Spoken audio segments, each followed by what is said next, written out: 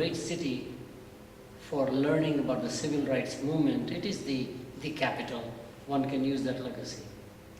Encourage foreign multinationals to establish or move corporate headquarters for the Western Hemisphere. As I mentioned, you do not need one in New York or Toronto, Miami or Panama country. One can locate around here. It's working very, very well. Many of the foreign multinationals are thinking about Atlanta to relocate or start a brand new campus around here. Invest in infrastructure for global positioning. Very strong alignment is made with the Savannah port. You have to go and visit the Savannah port to understand, because all of the traffic used to come on the west coast from China. Everybody wants to de-risk from China buying their products, and products will be made more in Vietnam, for example, or in Thailand back again. India is emerging as a major supplier now, and they will all come through Suez Canal coming on the east coast. And on the east coast, the only port that is capable of handling additional traffic is obviously Savannah. Because if you come on the east coast, you also have same containers go back filled. California, when they go back, the shipping companies are empty, which is a double cost. So it's very interesting architecture. And we have a very large local consulate, like a capital city in many ways. So consulates, which means consul generals, diplomats are a very key element around here. So Atlanta is destined to become a global hub. It will be discovered by others, as I mentioned, both from within the US, like the Silicon Valley guys will discover us here, and from foreign countries. It is very important to increase local awareness and aspiration to become a global hub city. It's a nice sleepy little place. Leveraging the consulate core is key. So thank you. I can open up for any questions you have. Thank you.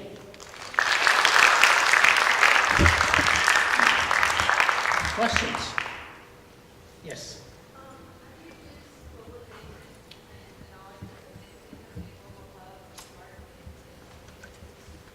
Yeah. And what we are finding is that in the global mindset is a very key element. In other words, to be global, you have to have a global mindset, which means awareness of everything else happening in the world. One of my books, which has done very well, is called Chindia Rising, China and India. It's uncanny that today the three largest consumer economies are US, which is becoming number 3. China is number 1 for every product you can imagine, not just the cell phones or 5G or networks. Alibaba is much bigger and smarter than Amazon any day, for example. So we are watching Chinese markets quite a lot. It is the biggest in consumer appliances now. It's just surpassed in automobile consumption, for example. India is becoming second largest in many product categories. We are becoming third because of the population size. In countries like China and India, especially in India, everybody is becoming very brand conscious now. Largest consumption in those emerging markets is what we call unbranded products or street foods. So you get your rice, you get your wheat, you get your flour, all unbranded. But now people want packaged branded products. Surprisingly, in India, the rural market is growing faster than the urban market, which we never thought about it. E-commerce is coming online purchasing much bigger because they have a cell phone. They bypassed the PC altogether and got into it, the cell phone revolution. Smartphones, everybody has a smartphone now. And you can do transactions even in a small town and the delivery will come to you pretty much. So those are the changes that we need to be aware. I find that in my classes, when I teach at Emory, people are not even aware the rise of China and India, for example. We still think about Europe, which is true, but Europe is basically now plateauing, very mature economy. The growth seems to be, and my analysis, and I have a whole presentation, that in about 25, 30 years, while we are focused right now on China and India, the next major market to rise is going to be Africa. And Africa is a huge continent. 1 billion people already in the African continent. They're good buying power. They're all becoming modern out of nowhere, right? Which is interesting. So modernization, especially social media influences all over the world, which is changing the dynamics. Which is the largest nation in the world in population? What do you think? China? Number 2? India? Neither of the case. The largest nation is 2 billion and growing faster than any population growth can do, is called Facebook nation. Facebook is that big. Everybody's connected to Facebook. It transcends all the borders, right? That is having a huge influence on countries across countries. Today I get my news about everything instantly, what is happening, which is good news, bad news, because you can amplify a news to a level that was unimaginable and create revolutions in countries. So we are watching the impact of technology quite a lot also in globalization. Okay, another question. Yes, please. So what actions could a city take to actually encourage companies for getting towards? Very good point. There are 3-4 agencies. One, of course, is Metropolitan Atlanta Chamber of Commerce, which is a key chamber of commerce. You have the Economic Development Commissioner for the state of Georgia, and of course the mayor's office in the city. All have to work together. Nice thing is that they tend to work together across party lines. The governor's office is Republican, city is a Democrat, but they are working together. Right now you can see that in the Super Bowl area where both the mayor and the governor are together in terms of promoting the city. So one thing is that they have to work together, but identify in those 6-7 areas which other cities they should align with. So right now, for example, we are trying to bring delegation from Bollywood, as it is called, which is like Hollywood in India. Very large number, and see if they can come, because many of the Indian movies go into foreign locations, but they never heard of Atlanta. So how do you motivate them to do all of the movie production here? And we are very good in pre-production, production and post-production, as it is called. Everything we can do it here. So that's the key one. Promoting this into selected cities outside the country, identifying into each one of those areas would be very key. Any other comments, questions? Anything other than Atlanta even? Yes, please. Yeah. There is always that worry about China dominating. We worried about Russia at one time, or Soviet Union. These worries always are there when a new nation rises and becomes number one, clearly, with a different ideology. But China has become more capitalistic. They have produced more millionaires and now billionaires than what we did. So I think just like the rise of America 150 years ago after Lincoln, primarily we transformed from an agricultural feudal society into an industrial state, and many of the European countries began to subside in the process. We became the dominant one. We had no labor here. Labor all came because Native Americans did not know to get into the industrial age, for example, right? So they were not transformed into, let's say, basically agriculture sector into the industrial sector. They're all very important laborers around here. We revitalized, we created a whole new nation in the process. I think China is doing something similar, not with outsiders, but their own population. China will become the #1 economy in the world. On purchasing power parity, as it is called, it is already #1 and distancing further away, and it will become #1 in nominal terms, as it is called, probably by 2020, 21, 22. Is that early? We just have to accept that. Britain accepted us as a superpower last century. Remember, it was undisputed empire. But British decided future lies with America, and how do you participate with that one? I think most of the problems with China are with us, our image of China. We think of China as the old China with a communist system in place. It is very capitalistic. Can I take 30 seconds on this point, which is very different? But since you do a lot of geopolitical work in many ways in your classes, when there was a change, communism collapsed. Most countries went through a revolution. There was an opposition similar to Venezuela, what's happening, which is against a dictatorship. It was very fascinating. Russia went through that change. Poland went through that change. Very few countries, and they actually went through a turbulent time, and they're coming back. In China, what they did was very smart. They changed the manifesto of the party rather than change the party. Same party, but this is, our mission is very different. Our mission is to create more and more wealth for the people rather than a traditional communist. So they abandoned the communist ideology, and the transition has been very smooth, unthinkable. It's a country with a lot of internal diversity by geography, different subcultures, but it has been able to transition very well, right? So to me, I think China's journey is inevitable. We just have to accept it and live with it properly. It's a good competitor now, okay? By the way, they are doing very well in space program, not just in technology. They will become one of the largest military powers, both tactical as it is called and strategic, no matter how you analyze it. So yes, please.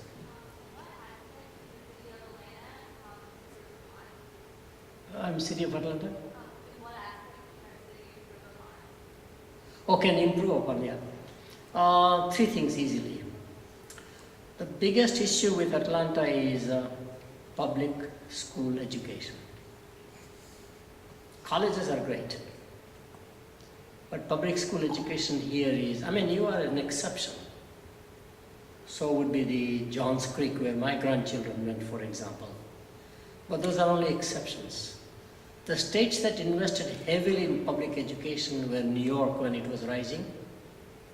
All schools in New York, not only in the city, but the whole state were world class. Public schools, not private. True in California, when California was rising in, let's say, 20s and the 30s primarily. Even today, most of the California schools are, public schools are very good. I think that's one of the biggest weaknesses of this city. We have pockets of excellence like Marietta here or Johns Creek, Alpharetta, but rest of the city really needs to beef up the public school education, invest massively in that one. That would be clearly one, I would think so. The second, which it needs strongly, is obviously the physical infrastructure. We are outgrowing the highways. We did not invest in public transit.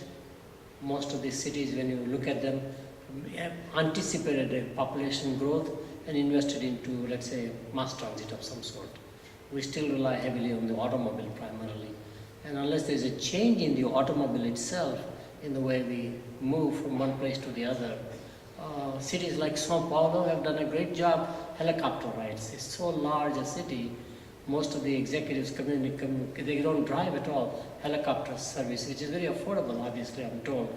But things like that. So physical infrastructure is the second one. The third one is really promoting ethnic diversity, going out of its way to invite as much diverse population as possible. As I said, cities are revitalized by outsiders, not just by who are natives.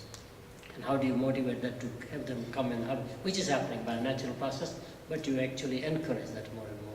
Okay. Any other ideas you have? I mean, I'm here to listen also, so yes, please. So I was wondering if there are any big trends like Good point. like raise higher prostitution. No, there are always side effects of any change that you make. It's an excellent point, and there will be several side effects. One of the side effects would be that some groups may be marginalized in the process. Since we know that has happened in other cities, one can proactively see what one can do to prevent that from happening clearly. So the income inequality will rise. New York is experiencing that. San Francisco. It's a city everybody wants to go today. Young people all want to go to San Francisco, but they can't afford it. And again, the Gini score, as it's called, Gini index, from the lowest to the highest income level, disparities are very large. So will be true of Mumbai as a city, for example, Shanghai as a city. Singapore is the only one that has tried to bring everybody up. In other words, the average person's salaries, etc., have been raised enormously. But it's a sort of a city-state. They are able to do it. Here we allow too much market process. Now, I'm in the business school, but I'm not that fond of capitalism. I call it, our form of capitalism, what I call raw capitalism, cowboy capitalism. We allow markets first to fail, then we intervene. And there are many industries where you should not allow failure in the first place, right? People debate whether education should be, completely market-based or should be much more merit-based or whatever it is. So I think you have to have a balance there. How do you balance? And I think one thing we have learned in Atlanta, if you take Georgia 400 as an example, which I knew from the beginning, it was a public-private partnership. It paid off ahead of time. There are states that are doing very, very well that way. I don't know whether you know the numbers. It's very fascinating. The US is changing so dramatically because I often talk about our changing demographics in the US, not the global side. This is a global academy, so I focused that one. But one of the biggest changes is that, surprisingly, the biggest state is California now in population, all non-white majority. Second biggest state will be Texas. It is Texas. Will be non-white majority by 2020. So these coming elections will be very key. The third largest state out of nowhere is Florida, not New York. And Florida will be so diverse. 8-10 cities are all growing in their own way, which is very fascinating to watch. So if you're watching Florida, what is happening there is a way of understanding, again, this inequality, the negative effects of globalization or urbanization. It's always the case, yes. There will be side effects. I do believe that the biggest area would be, again, the two fundamental things, whether they are rights or privileges, education and health. That's where the biggest disparity will arise, pretty much so. Any other question?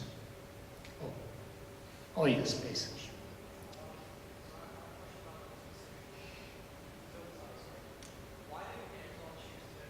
Yes. Right. Quite a lot depends on incentives. Sometimes many of the companies have a social agenda to take a blighted area and revitalize it. And if you look at the two places where they have invested, one of them is in that category. Sometimes you map out your customers, where the shipping takes place. Most of the Amazon shipping, like UPS, will be more local, not between cities or between countries, but within a city. So you look at the concentration of people within a city, and clearly, Queens area where they went for the headquarters makes sense. You are distributing everything within 3, 4, 5 miles or 10 miles, not 1,000 miles, right? That's key architecture. I think both of them make sense if you analyze from that viewpoint. The incentives is the big reason. It's a company after all, and therefore it goes for whatever incentives. In fact, both places, outside people have made the comment that they will never recover the billions of dollars they will give to Amazon even over 15, 20 years. It's just that it's a nice thing to have them as a name. How much employment they will create, we don't know. So, Atlanta was in the running for a long time, and it was very natural selection. But you also have the other political angles. Here is the headquarters for UPS. FedEx from Memphis is coming big way in Atlanta. You will see at Super Bowl, they are the sponsor. In fact, they are targeting Atlanta. So now you become 3 almost logistics companies. And there's always this give and take behind the scenes, So there might be reasons why there may be resistance to inviting Amazon, for example, right? Because you don't want other big company which is primarily going to be in logistics ultimately. But Amazon will do very, very well here. I think they've already announced by adding more and more employment in Atlanta. Atlanta has the talent for wherever they want to go. So I do see that even though we don't have the headquarters, we'll have the employment from Amazon in a bigger way. Maybe higher wage employment, because they are thinking about more of the software side here, more of the services side, for example. My view is that Amazon Prime will become a major movie producer like Netflix, and this is the place where they can make movies, much cheaper than Hollywood. And they have no loyalty to California. They are actually a Seattle company, So there are a number of advantages actually in Amazon, not headquartered here in some ways. So, one more question. Yes.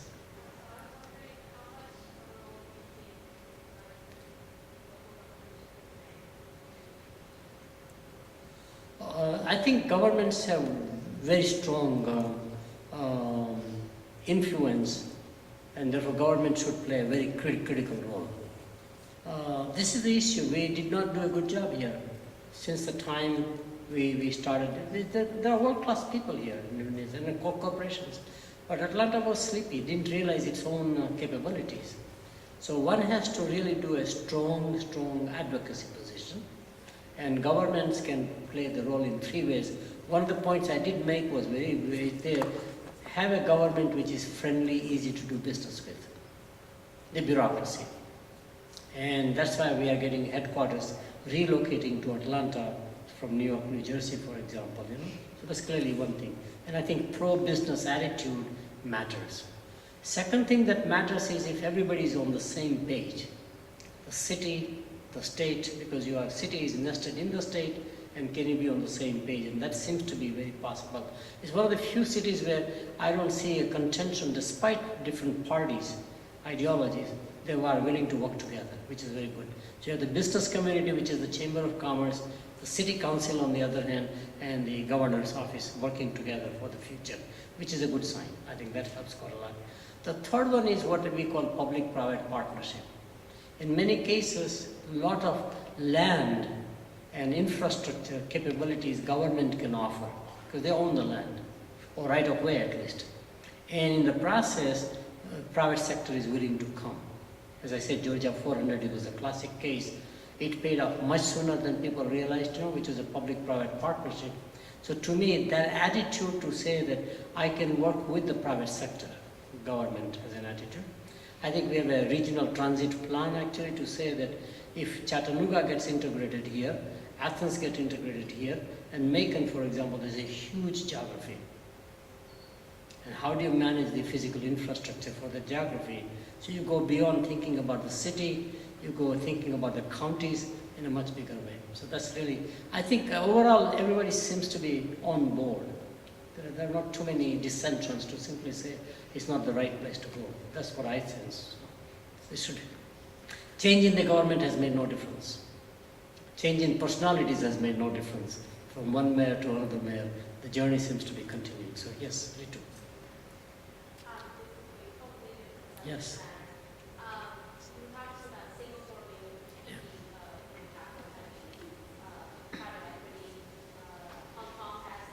Yeah.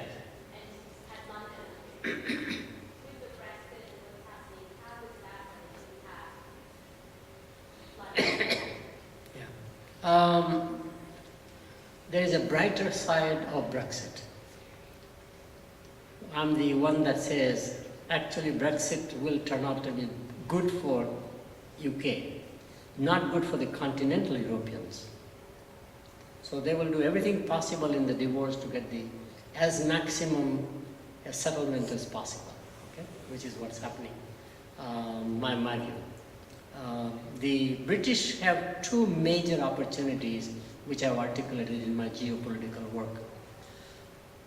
US will become one of the largest markets out of nowhere. UK-US alignment is very strong. We will open up for them.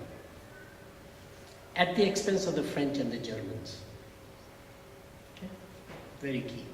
And this market is so big that one can steer several British sectors of the economy around here, including allowing mergers, acquisitions. In the defense, it is already happening. BAE, which is a British defense company, is allowed to now sell weapons or whatever military equipment to our defense forces. Okay? So our defense forces can buy from the British based. We don't allow that as much to the Germans or the French. Of course, Chinese are not very interested. And British are good in some aspects. Very good in capital markets. So British were already trying to align before Brexit with the Germans' Frankfurt Stock Exchange. They were aligning together. Now it becomes more like New York Stock Exchange. ICE, which is a company that owns New York, is headquartered here in Atlanta, which is why Atlanta becomes very strategic out of nowhere because key owners are based here, right? So we think that London will revitalize or the economy by aligning here. Second place is very strongly with Commonwealth nations. Canada, of course South Africa, India. India is a very large market opportunity. So it will come out of it will go through a turbulence time. the pound will decline for a while, but it'll come out very well. So, British have been pretty good about adapting and changing, London especially. Last comment?